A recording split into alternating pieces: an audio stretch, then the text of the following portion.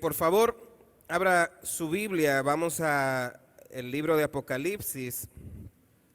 Al principio, Pedro leía un fragmento que hay en el boletín que habla acerca del avivamiento.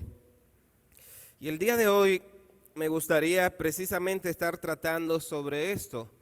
Así que vamos a estar predicando bajo el título Un llamado urgente al avivamiento. Y para esto vamos a estar viendo una de las cartas que fue escrita uno de los mensajes que fue escrito a una de las iglesias de los que aparecen en Apocalipsis. En este caso, el mensaje a la iglesia en la Odisea, en Apocalipsis capítulo 3, desde el versículo 14. Así que le invito a que, por favor, vaya allá conmigo y podamos leer juntos. Dice, y escribe al ángel de la iglesia en la Odisea, el Amén, el testigo fiel y verdadero, el principio de la creación, dice esto. Yo conozco tus obras, que ni eres frío ni caliente. Ojalá fueras frío o caliente. Así pues, puesto que eres tibio y no frío ni caliente, te vomitaré de mi boca.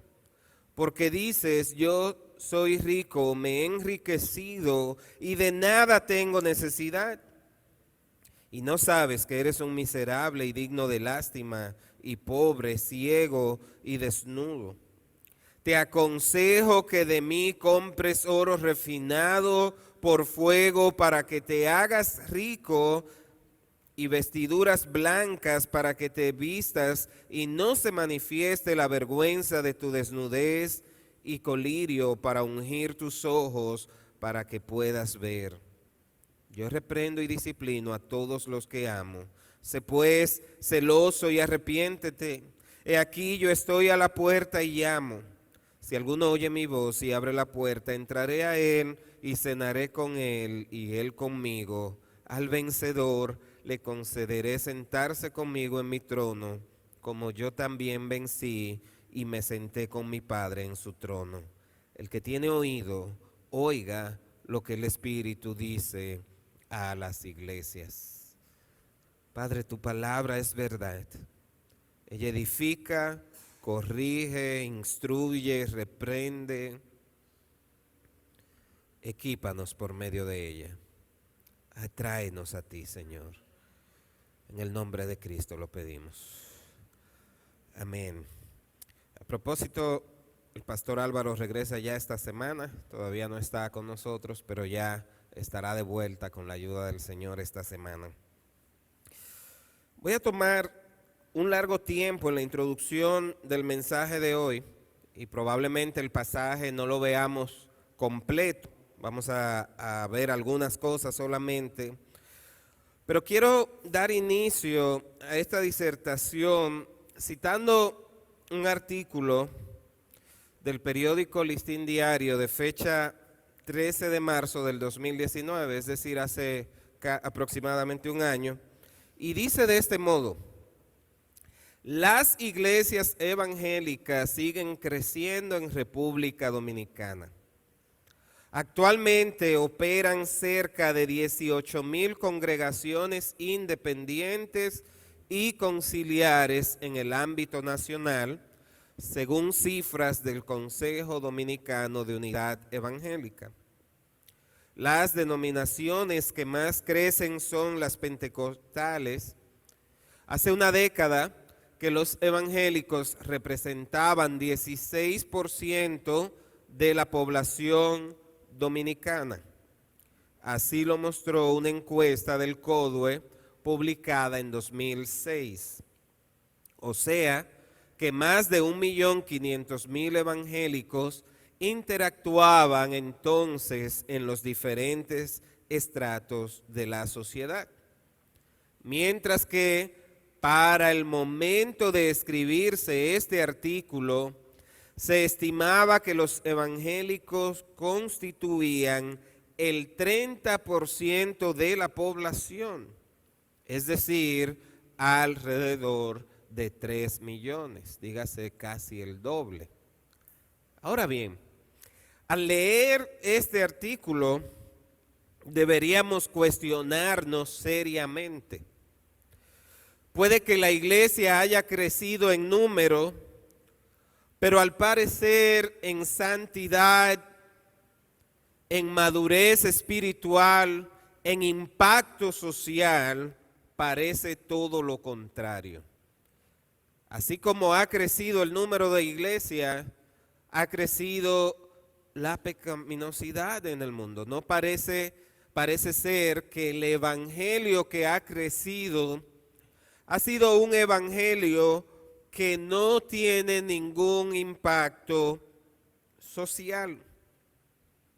Y vale recordar, como en otras ocasiones, que cuando hablamos de la iglesia no nos estamos refiriendo a templos, no estamos hablando de localidades. Puede que hayan 18,000 lugares para reunirse, pero cuando hablamos de la iglesia estamos hablando de personas.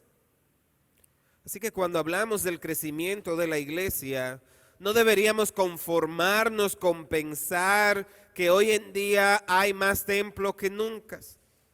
Tampoco deberíamos alegrarnos demasiado porque el número de creyentes ha crecido, puesto que la influencia del mundo dentro de la iglesia también ha ido en crecimiento. Y es la opinión de muchos, y es evidente que hoy en día la iglesia está más secularizada que nunca. De hecho, en la actualidad podemos hablar más bien de que existen muchas personas cristianizadas, pero existen menos cristianos. Muchas personas que tienen un vocabulario cristiano, muchas personas que asisten a una congregación en particular, muchas personas que citan muchos versículos bíblicos, pero cuya vida no da evidencia de que realmente han sido transformados por el evangelio. Hoy en día hay muchas personas estudiando teología. La matrícula de los seminarios se ha ido incrementando muchísimo. Pero como dice Paul Tripp, al final en los seminarios hay muchas mentes entrenadas teológicamente, pero muchos corazones enfermos, porque esa teología no está afectando el corazón de ellos. Cuando vemos la situación de la iglesia en la actualidad, debemos analizar concienzudamente qué está sucediendo. Y aunque pudiéramos dar una respuesta rápida a esto, vamos a tomar un tiempo para que tratemos de entender cómo y por qué la iglesia ha llegado a la condición en que está. Y el punto principal que quiero tratar, como dije anteriormente, es precisamente esto. La iglesia necesita vida, necesita avivamiento, necesita volver a despertar. Por esa razón, el tema es este, un llamado urgente al avivamiento. Y con el fin de dar a entender mejor lo que quiero decir cuando hablo de un llamado urgente al avivamiento, quiero dedicar algo de tiempo a explicar estos dos conceptos, iglesia y avivamiento.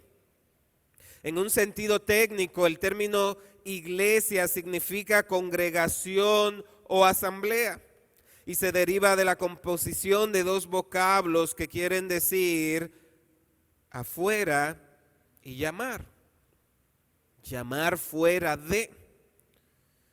Y teniendo en cuenta estas referencias, podemos decir que la iglesia se define como una congregación, una reunión de personas que han sido convocadas, que han sido llamadas a vivir de un modo distinto a como vive el mundo.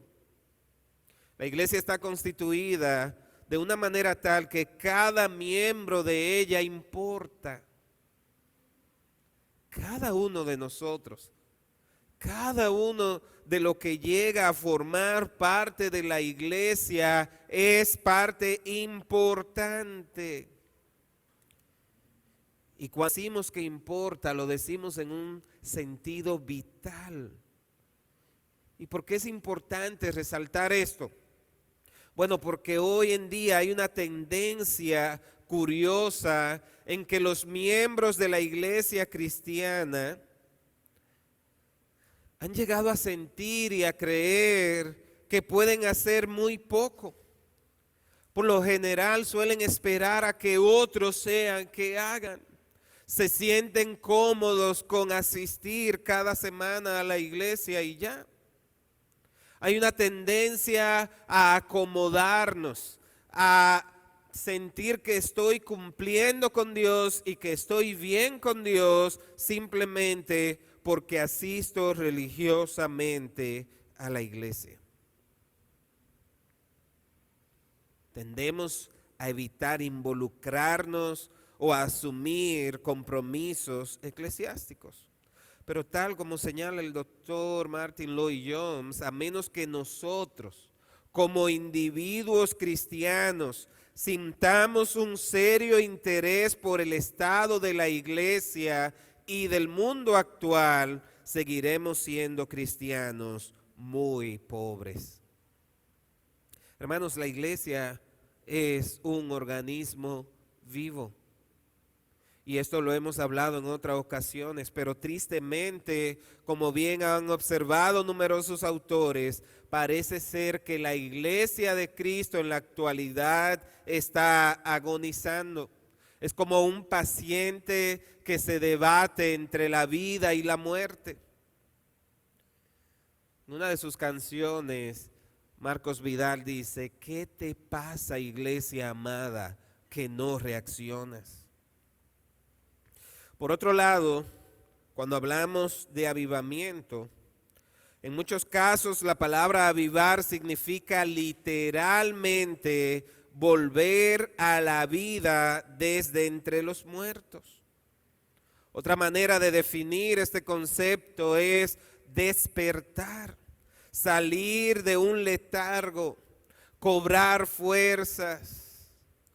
Dicho de otro modo, cuando hablamos de avivamiento, estamos hablando de restauración a la vida espiritual, revitalizarnos, volver a cobrar ánimo, energía. Y no hace falta ser un erudito para entender el diagnóstico actual de la iglesia. Lentamente la iglesia ha sido anestesiada por los efectos nocivos del mundo hasta quedar en un estado de pasividad que ni siquiera se puede dar cuenta de cuál es su condición actual. Pareciera que la prioridad de la iglesia es la comodidad y el entretenimiento en lugar de la gran comisión. Pareciera que es más importante la apariencia externa que la condición interna. Si nos preguntamos, ¿cuál es el mayor problema de la iglesia? Permítame citar algo que dijo Martin Lloyd-Jones en el año 1959 cuando escribió el libro Avivamiento. Él dice que el problema no es la apatía, no es una mera falta de preocupación o interés, es algo mucho más profundo. El problema es una total falta de conciencia, incluso una negación total de lo espiritual. Y si eso fue verdad para ese entonces, hoy en día con mucho más razón. El problema es que hablamos de Dios, hablamos en nombre de Dios, pero no vivimos para Dios ni conforme a su palabra. Así que luego de esta larga introducción, volvamos al pasaje que leímos al inicio. Estamos frente a una iglesia cuya realidad, a opinión de muchos, refleja con claridad la situación de la iglesia de hoy en día. La expresión "yo conozco tus obras" del versículo 15 no podemos pasarla por alto, dado que es fácil engañar al hombre, pero es imposible engañar a Dios. Podemos estar obrando de muchas maneras, pero Dios conoce lo externo, pero también conoce lo interno, conoce la condición de nuestros corazones. Él tiene un conocimiento pleno tanto de la experiencia externa como de la realidad interna. Hermano, y ningún detalle pasa inadvertido para nuestro Dios. Así que es importante que comprendamos que el problema de cualquier iglesia evidencia cuál es su situación, pero no va a salir a la luz a menos que sea expuesto por medio de la palabra.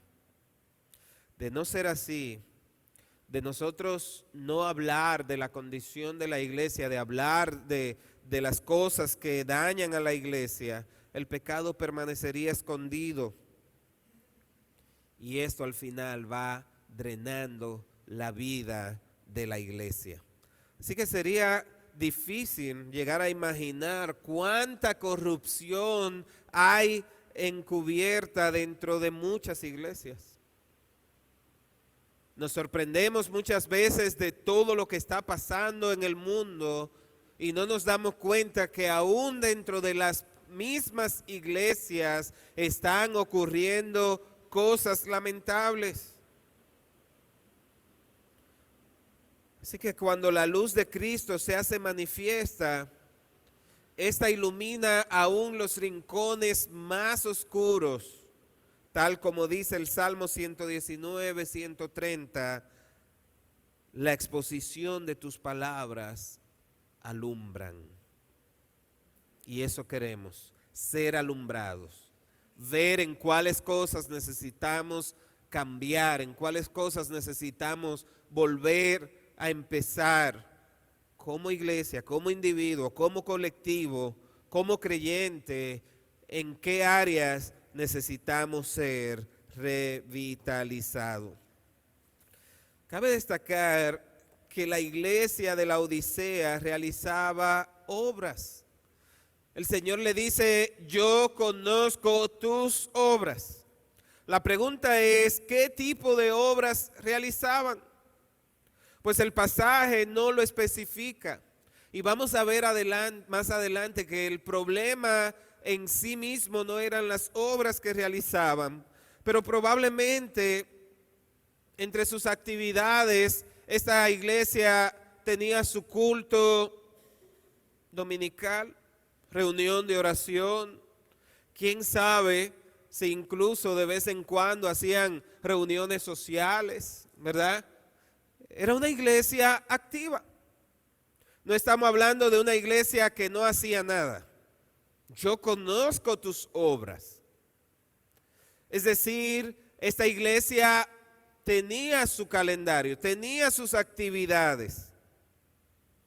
Ahora, lo que sí podemos notar al observar bien el pasaje es que no indica si eran obras buenas o malas. Eran simplemente obras. Y vamos a tomarnos el atrevimiento de asumir que así como aquella iglesia, cualquier otra iglesia puede gozar hoy de muchas y diversas actividades eclesiásticas, pero que el Señor está más interesado en el corazón de los que hacen esas obras, no en las obras mismas.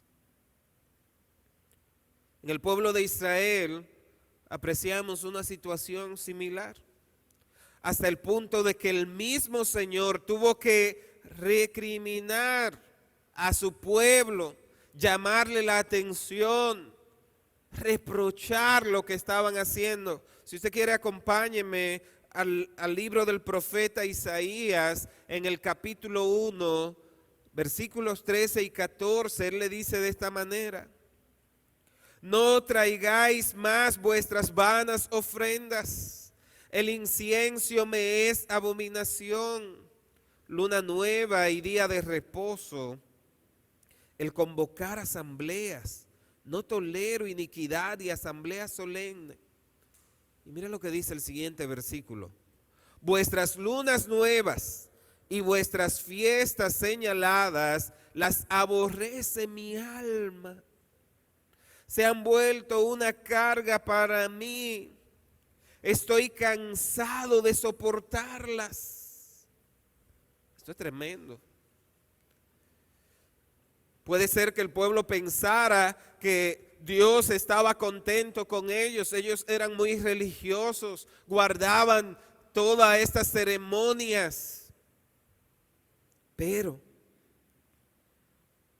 como podemos ver en este pasaje y a lo largo de la Escritura, el buen funcionamiento de la vida cristiana no reside tanto en la acción, sino más bien en lo que somos, en el ser, en la actitud. Tú puedes hacer muchas cosas.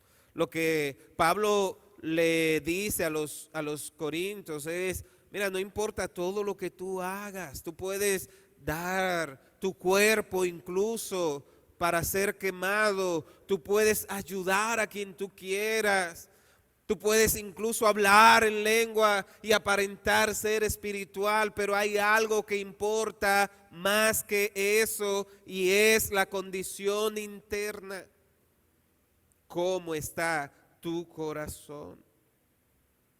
Tristemente es fácil que, guiados por una concepción religiosa errónea, nos concentremos demasiado en las actividades, aun cuando sabemos que lo que más importa es el corazón para Dios, que lo que más importa son las personas. Pero hoy en día, desde que llega fin de año y el inicio del año, a veces nos volvemos locos, iglesia, los líderes haciendo calendario, pensando en cuántas actividades vamos a hacer durante el año, y muchas veces nos preocupamos muy poco de la condición del corazón de los hermanos.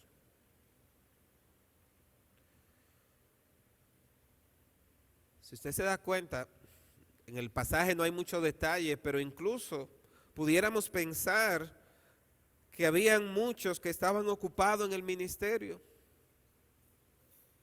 Hacían obras. Puede ser que trabajaran para Cristo, pero se habían descuidado de su relación con Él. Puede ser que querían hacer la obra del Señor, pero ignoraron algo muy importante, que en el corazón quien hace la obra es Dios mismo. Podemos hacer muchas actividades, pero no podemos cambiar el corazón. El corazón lo cambia Dios a medida que nos acercamos a Él, a medida que entregamos nuestras vidas a Él. En el Evangelio de Juan, el Señor nos da una exhortación muy categórica. Juan capítulo 15, versículo 5 dice: separados de mí, nada podéis hacer. Hermanos, y lo que quiere decir esto es: tú puedes hacer muchas cosas separado de Cristo, pero ninguna que dé fruto agradable para Él. Tú puedes llenar el calendario de muchas actividades, tú puedes asistir a todas las conferencias que hayan este año, pero si no lo haces dependiendo de Cristo, si no lo haces con la conciencia de qué tan necesitado estás de Dios, no va a dar fruto.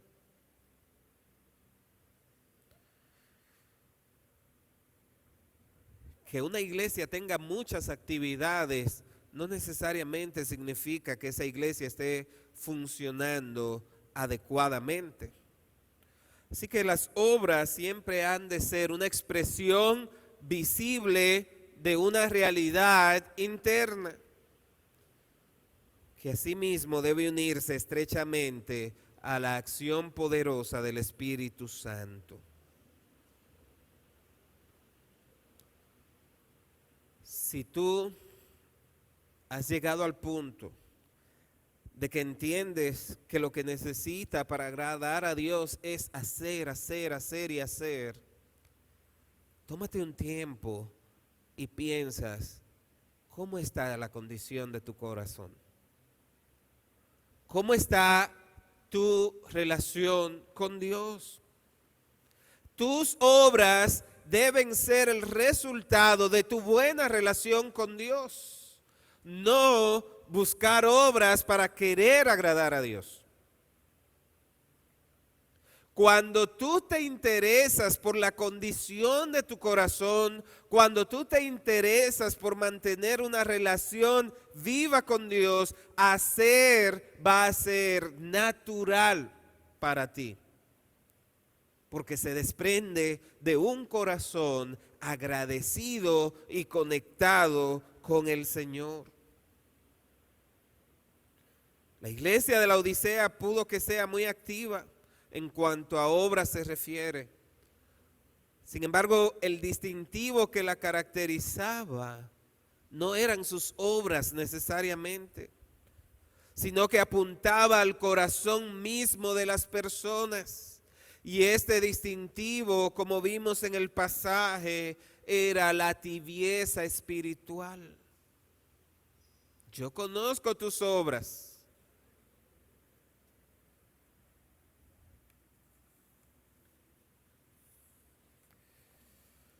Así que, hermanos, lo que vemos aquí en este pasaje es una iglesia muy dinámica, tanto que probablemente pudo haber llegado al denominado activismo, olvidándose de lo más importante, su relación con Dios y la condición de su corazón. Por lo que debemos aprender la lección.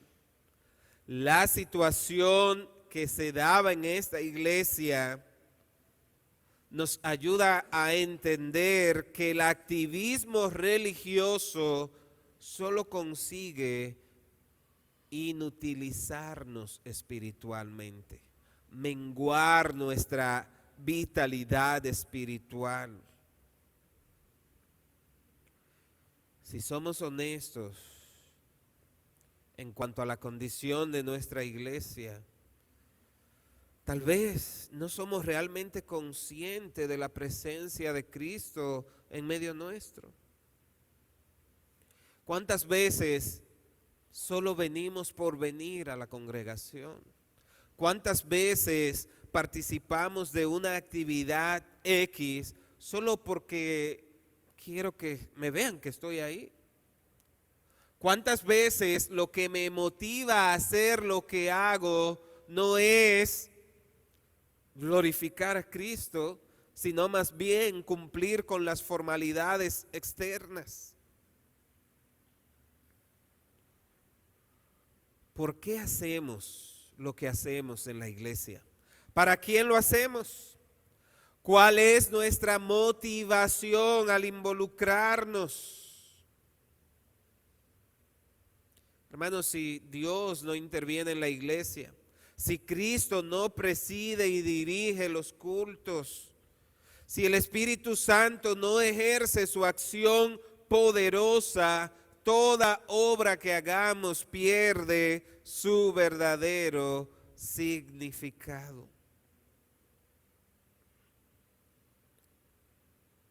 Así que el llamado al avivamiento es un llamado a volver a Cristo, a restaurar nuestra relación con Él, a darle prioridad a lo que realmente importa.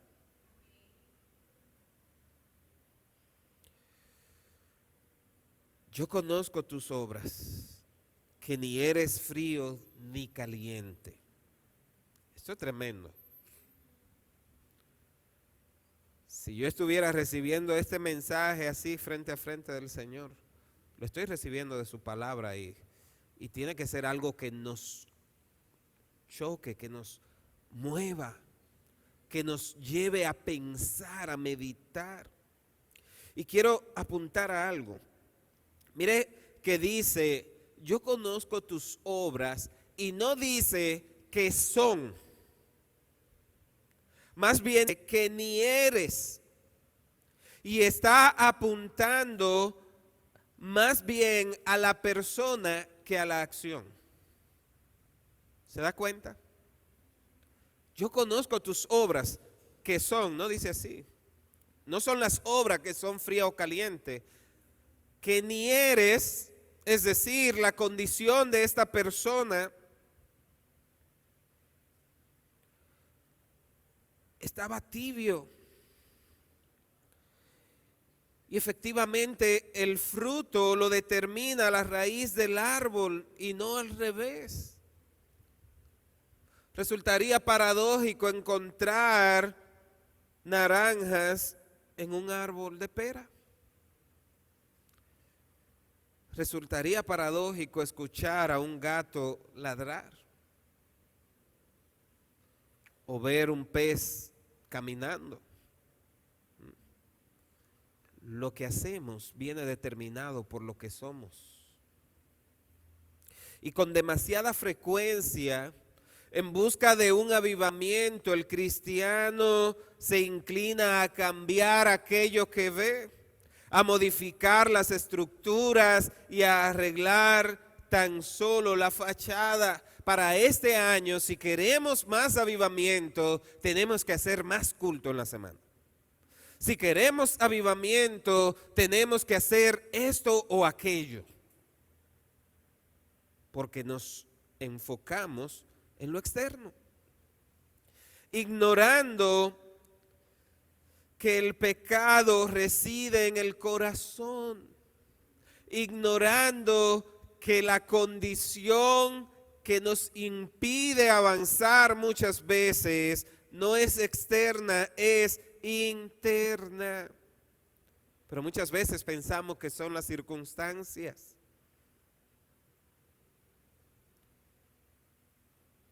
El otro día escuchaba una conversación de una hermana que le decía a alguien por teléfono, una hermana amiga de otra iglesia, mira, para que podamos lograr que llegue todo el mundo temprano, tenemos que hacer esto o aquello. Y yo le dije, hermana, mira, en nuestra iglesia se han hecho muchas cosas para ver si eso cambia. Pero que a veces creemos que es haciendo más que vamos a cambiar y no apuntando al corazón. Ahora, la intención no es cuestionar o menospreciar el valor de las obras. Yo no estoy diciendo que hacer actividades está mal. Yo no estoy diciendo que no debemos tener un calendario de actividades, ni que las iglesias hagan actividades. Eso es parte de lo que es ser iglesia. El punto es mantener en orden las prioridades. Note que la reprensión de Cristo se centra más bien en las motivaciones esenciales de las propias personas. Recordemos el caso de Caín. En primera instancia, el problema no estaba en la ofrenda que él había llevado. Estaba en la actitud de su corazón. Podemos también pensar en la ofrenda de la viuda. Jesús usa esta ilustración para decirle a sus discípulos, la ofrenda que ha dado esta señora es mucho más valiosa que todas las demás. Porque el Señor estaba viendo la actitud de ella en ese momento, no lo que estaba haciendo. Pero ella hizo. Ella estaba haciendo, pero estaba haciendo con la motivación adecuada. Estaba dando con un corazón genuino. Otro caso es el de Ananías y Zafira. Esta pareja hizo una obra que muchos otros creyentes habían hecho en ese momento. Ellos querían dar a la iglesia. Había muchos que habían vendido su propiedad, que habían llevado todo a la iglesia. Habían hermanos de ellos que se habían entregado en cuerpo y alma a la iglesia. Y ellos dijeron, vamos a hacer lo mismo. Llevaron esa ofrenda. Ahora el problema es que lo hicieron con la motivación equivocada. Y al final, en lugar de gracia, encontraron juicio para su vida. Así que mis hermanos, el punto aquí es que el Señor está interesado no solamente en lo que hacemos, está interesado en el corazón. ¿Cuál es la motivación con la que hago lo que hago? Reflexionando sobre el concepto de tibieza, podemos notar que la iglesia de la Odisea no tenía vida, pero tampoco era que estaba muerta. Era una iglesia viva en un sentido porque albergaba creyentes nacidos de nuevo, pero la carta que les fue enviada revela que la misma se encontraba en un prolongado letargo espiritual. Ni es una cosa ni la otra. Ni está completamente muerta, pero tampoco tiene vida. Es un vegetal. Y esa es la condición de muchas iglesias hoy en día. Así que la pregunta con la que debemos lidiar ahora es, ¿en qué consiste la tibieza espiritual? Y podemos señalar que la tibieza se corresponde con una actitud egocéntrica, una cristianizada forma de ser que no concuerda con la enseñanza bíblica, o una disposición del corazón que corrompe la genuina espiritualidad del creyente. Y esto se manifiesta de diversas maneras. Por ejemplo, cuando decimos que amamos a nuestro prójimo, pero nuestro corazón apenas se conmueve ante su tragedia.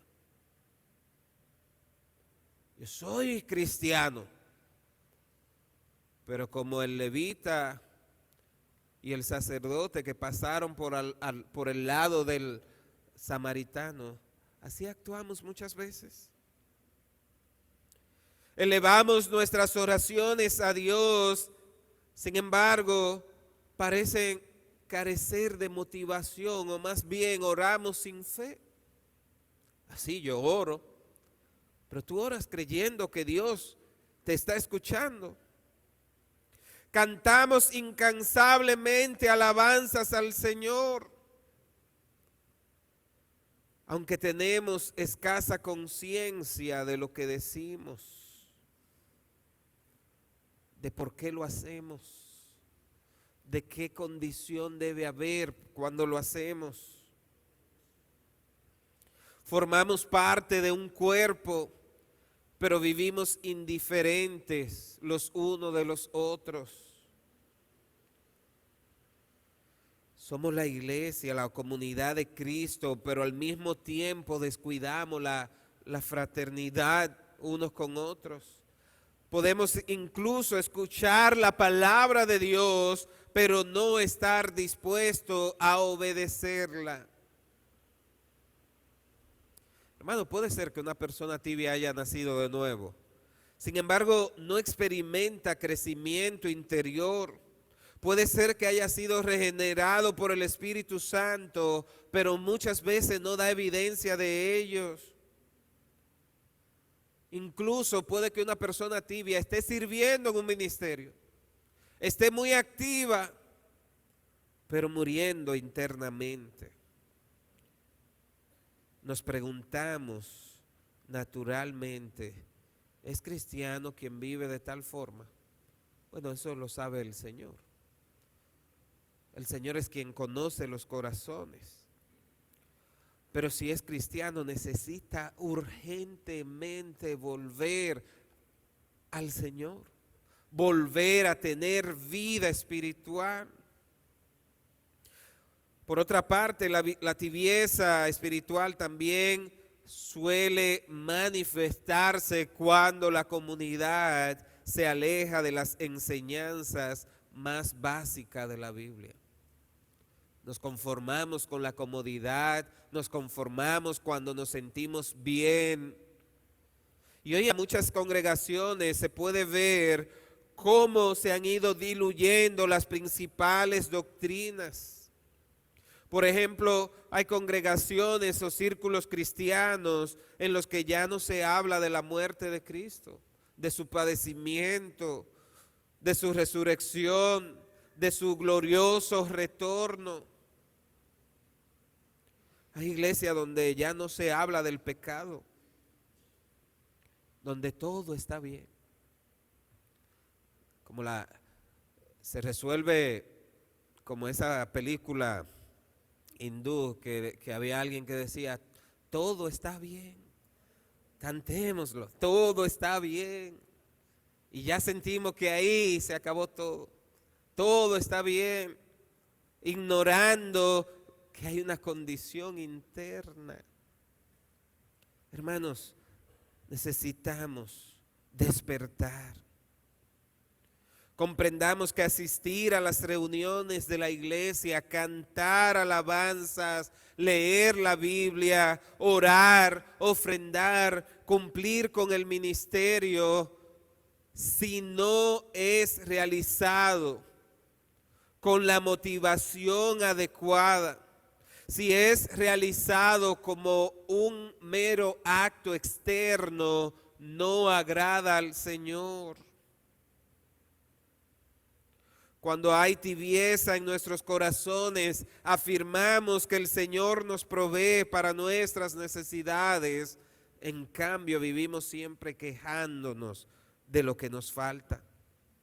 Decimos que somos peregrinos en este mundo, pero nuestro enfoque está en las cosas del mundo.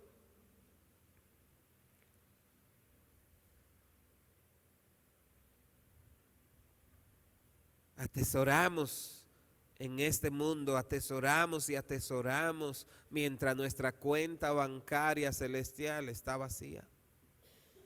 No estamos atesorando para el cielo. Decimos que creemos en la segunda venida, pero actuamos como si Cristo no fuera a volver. Estamos convencidos de que el Evangelio es para la salvación del mundo, pero no nos inmutamos al ver a la gente yéndose al infierno. No le predicamos, no le hablamos de Cristo. Mis hermanos, es hora de despertar. Esto es un llamado urgente al avivamiento. Tristemente, la tristeza ha invadido nuestra iglesia y también nuestros hogares. Recuerda que servimos a un Dios vivo, un Dios que nos ha dado vida abundante.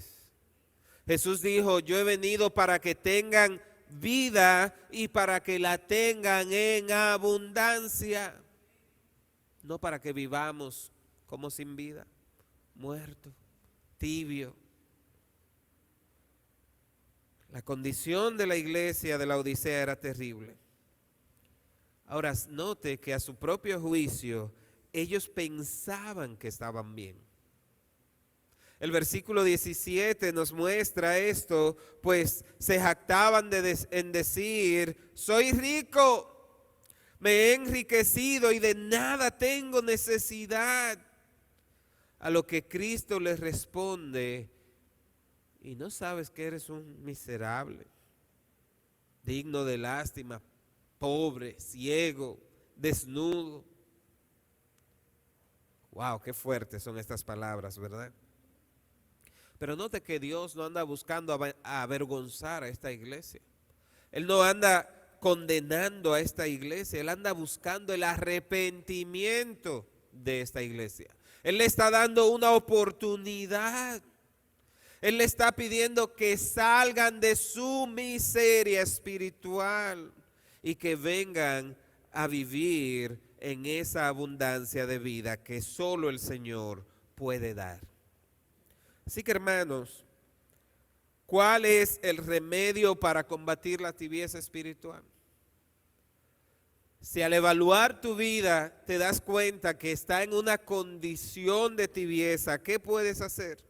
Bueno, Cristo mismo le dio el consejo que necesitaban para salir de la tibieza espiritual. Dice el versículo: te aconsejo que de mí compres oro refinado por fuego para que te hagas rico, y vestiduras blancas para que te vistas y no se manifieste la vergüenza de tu desnudez, y colirio para ungir tus ojos para que puedas ver. 3 áreas. El Señor le dijo: son pobres, vengan a mí que los voy a hacer ricos. Están desnudos, vengan a mí que los voy a vestir con vestiduras blancas. Están ciegos, vengan a mí que voy a abrir sus ojos para que puedan ver claramente. Fíjese que la frase yo te aconsejo representa una expresión de amor, de comprensión, de paciencia. Es la recomendación amable que le da un médico a su paciente, por ejemplo. Pero también subraya la enseñanza de que ante cualquier problemática en nuestra comunidad, en la iglesia de Cristo universal, el Señor no está al margen. Él está ahí, dispuesto a ayudar, a intervenir en la situación. Él no se ha mantenido en la distancia. Tampoco cuando nos alejamos de Él, Él nos paga igual alejándose de nosotros. No se acerca a nosotros como un juez que viene a condenarnos por nuestra tibieza, más bien se acerca como un pastor que viene a rescatar a una oveja que está herida. Así es el Señor de amoroso. Así es el Señor de tierno y paciente para con sus hijos. Cristo primero les recomendó que compraran de Él ciertas cosas. La palabra comprar apela a su sentido comercial. Debían cambiar de proveedores a compradores. Ellos como proveedores no podían resolver nada. No podían proveer con actividad lo que solo Dios podía proveer. No podían proveer con activismo lo que solo Dios puede proveer. Además de dar consejo, Cristo reprende y castiga a los que ama. Entonces su segunda exhortación es: sé pues celoso y arrepiéntete. Hermano, esto es lo que significa avivar. Como le dijo el profeta Jeremías al pueblo: paraos en las esquinas, mirad, busquen la senda antigua y anden por ella. Eso es lo que quiere decir volver a la base, al fundamento, volver a Cristo. Lamentaciones 3:40 nos invita a escudriñar. Escudriña tus caminos y vuélvete, arrepiéntete, vuelve al Señor. De eso se trata. El primer paso que se da al calor de la entrega total es el arrepentimiento del pecado, de la ceguera, de la indiferencia, del orgullo, de la autosuficiencia. Dios quiere perdonar, quiere dar vida, quiere volvernos a levantar. Así que si has entrado en una condición de tibieza espiritual, el llamado es urgente para ti. Aviva tu relación con Cristo. Sal de ese estancamiento espiritual en que te encuentras y revístete de Cristo. Finalmente, quiero hacer un llamado a aquellos que no han iniciado una relación con Dios. Lo primero que hay que señalar es que el que no tiene a Cristo no es que está tibio, ni caliente, ni frío, es que está muerto espiritualmente.